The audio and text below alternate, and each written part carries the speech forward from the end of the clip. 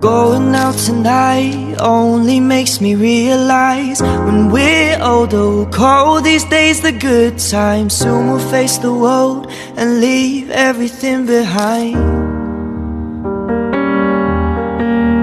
I know I overthink my future could be heavenly, but I'm afraid of all the possibilities. Wish there was a way to see how it will turn out to be.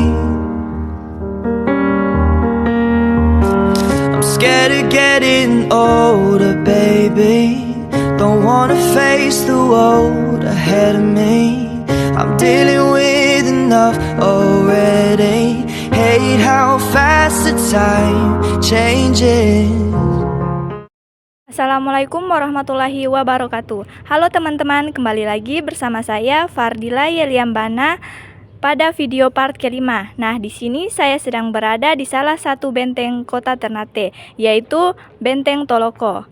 Nah, di sini saya akan membahas tentang sejarah singkat Benteng Toloko dan akan membahas materi tentang transformasi peran Bank Indonesia setelah kehadiran Otoritas Jasa Keuangan atau OJK.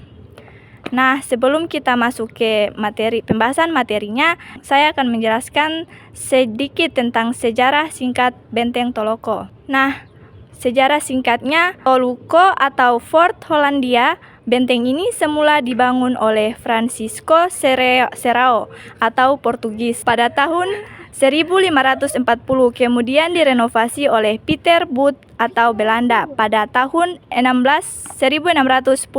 Benteng ini sering disebut Benteng Hollandia atau Santo Lucas. Terletak di bagian utara pusat kota Ternate. Pemerintah Hindia Belanda pada tahun 1661 mengizinkan Sultan Madar Shah untuk menempati benteng ini dengan kekuatan pasukan sebanyak 160 orang. Letak Benteng Toloko di Kelurahan Dufa-Dufa yang berjarak 2 km dari Kedaton Ternate. Letaknya yang berada di atas Bukit Batu Karang yang terletak di ketinggian kemungkinan untuk memudahkan mengawasi kegiatan Sultan Ternate dan lalu lintas perdagangan di perairan Ternate. Beberapa catatan mengatakan bahwa nama Toloko adalah nama dari penguasa ke-10 yang duduk di singgasana Ternate, yaitu ada Kaisil Toluko. Namun, karena Sultan ini baru memerintah di tahun 1692, maka tidak mungkin nama benteng ini diberikan mengikuti nama Sultan tersebut. Menurut catatan sejarah Belanda, di tahun 1610, benteng Portugis tersebut diperbaiki oleh Peter Both, seorang Belanda, dan dimaksudkan sebagai pertahanan terhadap bangsa Spanyol yang memang sedang sibuk menggempur Pulau Ternate. Nah, itu saja sejarah singkatnya. Kita langsung masuk ke pembahasan materi tentang transformasi peran Bank Indonesia setelah kehadiran Otoritas Jasa Keuangan atau OJK. Sebelum kehadiran Otoritas Jasa Keuangan atau OJK, Bank Indonesia atau BI memiliki peran yang sangat luas dalam mengawasi sistem keuangan di Indonesia. Bank Indonesia tidak hanya bertanggung jawab sebagai bank sentral, tetapi juga mengatur, mengawasi, dan mengendalikan seluruh aktivitas perbankan, serta menjaga stabilitas sektor keuangan. Namun, dengan terbentuknya OJK berdasarkan Undang-Undang Nomor 21 Tahun 2011, terjadi transformasi besar pada pembagian tugas dan fungsi antara kedua lembaga tersebut.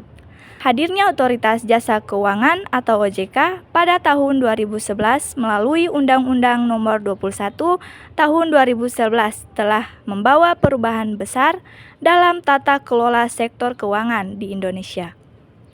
Kehadiran OJK bertujuan untuk menciptakan sistem peraturan dan pengawasan sektor jasa keuangan yang terintegrasi, baik di perbankan, pasar modal, maupun sektor keuangan non-bank. Sebagai dampaknya, terjadi transformasi peran Bank Indonesia atau BI yang sebelumnya memiliki tanggung jawab yang lebih luas di sektor keuangan. Berikut adalah pembahasan mengenai transformasi tersebut. Yang pertama ada peran Bank Indonesia sebelum kehadiran OJK atau Otoritas Jasa Keuangan. Sebelum adanya OJK atau Otoritas Jasa Keuangan, Bank Indonesia memegang 3 fungsi utama dalam sistem keuangan Indonesia, yaitu 1. Ada mengatur dan mengawasi perbankan. BI atau Bank Indonesia bertanggung jawab penuh dalam pengaturan dan pengawasan seluruh kegiatan perbankan, termasuk menjaga stabilitas sektor perbankan. Yang kedua, ada menjalankan kebijakan moneter. Bank Indonesia mengontrol inflasi, suku bunga, nilai tukar, dan jumlah uang beredar untuk menjaga stabilitas moneter. Yang ketiga, ada menjaga stabilitas sistem keuangan atau SSK. Bank Indonesia atau BI berperan sebagai pengawasan makroprudensial dan bertindak sebagai lender of last resort dalam menangani krisis keuangan. Namun, dengan semakin kompleksnya sektor jasa keuangan, muncul kebutuhan untuk memisahkan fungsi pengawasan agar lebih fokus dan terintegrasi. Hal ini mendorong pembentukan OJK atau Otoritas Jasa Keuangan. Nah, pembahasan yang kedua adalah kehadiran OJK, pembagian tugas dan perubahan peran. Kehadiran OJK membawa perubahan signifikan dalam pembagian tugas antara Bank Indonesia atau OJK, Bank Indonesia dan OJK. Beberapa fungsi Bank Indonesia dialihkan ke OJK, terutama dalam hal pengawasan mikroprudensial terhadap lembaga keuangan. A. Ada peran OJK atau Otoritas Jasa Keuangan. Otoritas Jasa Keuangan mengambil alih fungsi pengaturan dan pengawasan mikroprudensial terhadap sektor jasa keuangan. Hal ini meliputi ada pengawasan perbankan, ada juga pengaturan dan pengawasan pasar modal, dan ada juga pengawasan sektor keuangan non-bank, seperti asuransi, dana pensiun, dan perubahan pembiayaan. Selanjutnya B. Ada peran baru Bank Indonesia. Setelah pengalihan fungsi tersebut, peran Bank Indonesia difokuskan pada 1. Stabilitas moneter. Bank Indonesia tetap memegang peran utama dalam merumuskan dan melaksanakan kebijakan moneter untuk menjaga stabilitas nilai tukar, inflasi, dan tingkat suku bunga. Yang kedua ada stabilitas sistem keuangan atau makroprudensial. Bank Indonesia kini fokus pada pengawasan makroprudensial untuk mengidentifikasi dan mengelola risiko sistemik dalam sektor keuangan. Nah, langkah-langkah ini mencakup ada pengendalian likuiditas, ada juga pemantauan ketahanan sistem keuangan secara keseluruhan, dan ada juga meningkatkan koordinasi dengan OJK dalam menjaga stabilitas sistem keuangan.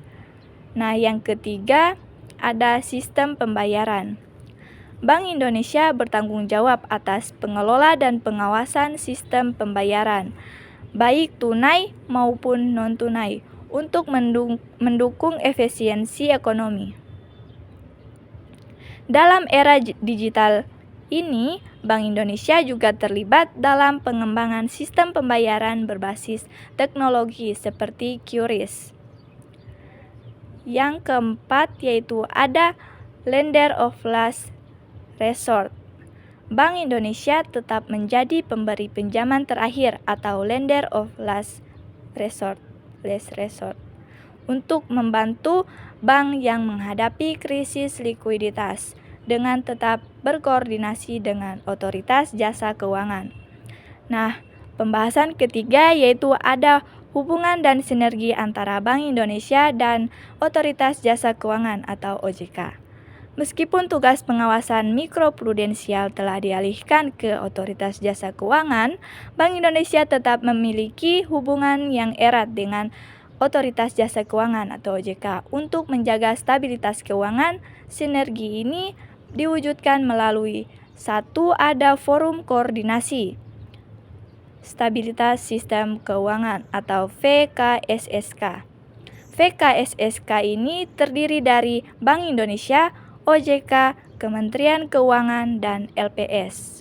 Forum ini berfungsi untuk mendeteksi, mencegah, dan menangani krisis keuangan. Yang kedua, ada pertukaran informasi. Bank Indonesia dan OJK berbagai data dan informasi terkait sektor keuangan untuk mendukung pengawasan yang lebih baik. Yang ketiga, ada kolaborasi dalam pengaturan makro dan mikroprudensial. Bank Indonesia bertanggung jawab pada pengawasan makroprudensial, sedangkan Otoritas Jasa Keuangan berfokus pada pengawasan mikroprudensial. Nah, kedua lembaga ini bekerja sama dalam menyusun kebijakan yang saling melengkapi untuk risiko sistemik. Nah, pembahasan yang keempat yaitu ada tantangan dan manfaat yang dihadapi setelah transformasi. Nah, transformasi ini membawa manfaat signifikan, tetapi juga menimbulkan sejumlah tantangan. Nah, tantangan yang pertama yaitu ada koordinasi yang efektif. Diperlukan koordinasi yang baik antara BI dan OJK untuk membantu overlapping kebijakan atau kekosongan tanggung jawab dalam situasi tertentu. Yang kedua, ada manajemen risiko sistemik. Dengan pemisahan tugas, ada tantangan untuk memastikan bahwa risiko sistemik dapat dikelola dengan baik tanpa celah koordinasi. Yang ketiga, ada adaptasi terhadap perubahan teknologi. Baik Bank Indonesia maupun OJK menghadapi tantangan besar dalam mengelola sektor keuangan digital yang berkembang pesat, termasuk fintech dan cryptocurrency. Nah, manfaatnya ada yang pertama yaitu efisiensi pengawasan. Dengan pengawasan sektor jasa keuangan yang terpusat di OJK, Bank Indonesia dapat lebih fokus pada kebijakan moneter dan stabilitas sistem keuangan. Yang kedua, ada penguatan kebijakan makroprudensial. Bank Indonesia dapat memperkuat kebijakan makroprudensial untuk memitigasi risiko sistemik dan mendukung pertumbuhan ekonomi. Yang ketiga, ada peningkatan stabilitas keuangan. Sinergi antara Bank Indonesia dan Otoritas Jasa Keuangan menciptakan mekanisme pengawasan yang lebih terintegrasi sehingga dapat mencegah krisis keuangan. Nah, pembahasan yang kelima yaitu ada dampak positif transformasi. Transformasi peran Bank Indonesia setelah hadirnya Otoritas Jasa Keuangan telah memberikan beberapa dampak positif. Yang pertama yaitu ada pengawasan keuangan yang lebih terintegrasi. Otoritas Jasa Keuangan atau OJK mampu mengawasi sektor jasa keuangan secara menyeluruh sehingga meningkatkan efisiensi pengawasan. 2. Ada peningkatan fokus Bank Indonesia pada stabilitas moneter. Bank Indonesia dapat lebih fokus pada kebijakan moneter dan makroprudensial tanpa terbebani oleh pengawasan mikro. Yang ketiga, ada stabilitas sistem keuangan yang lebih kuat. Dengan adanya sinergi antara Bank Indonesia dan Otoritas Jasa Keuangan, risiko sistemik dapat diidentifikasi lebih awal dan diatasi secara efektif. Nah, pembahasan yang keenam yaitu kesimpulannya. Dari pembahasan tersebut dapat disimpulkan bahwa hadirnya Otoritas Jasa Keuangan telah mengubah lanskap pengelola sektor keuangan di Indonesia dengan memisahkan fungsi pengaturan dan pengawasan mikroprudensial dari Bank Indonesia. Transformasi ini memungkinkan Bank Indonesia untuk lebih fokus pada stabilitas moneter dan makroprudensial. Sementara Otoritas Jasa Keuangan mengelola pengawasan mikroprudensial secara terintegrasi. Meskipun terdapat tantangan, Transformasi ini diyakini maupun meningkatkan stabilitas dan efisiensi sektor keuangan Indonesia di masa depan. Nah, itu saja pembahasan materi dari saya. Kurang dan lebihnya saya mohon maaf. Wassalamualaikum warahmatullahi wabarakatuh. Teman-teman jangan lupa like, komen, dan subscribe. Bye-bye. Thanks for watching. Please subscribe.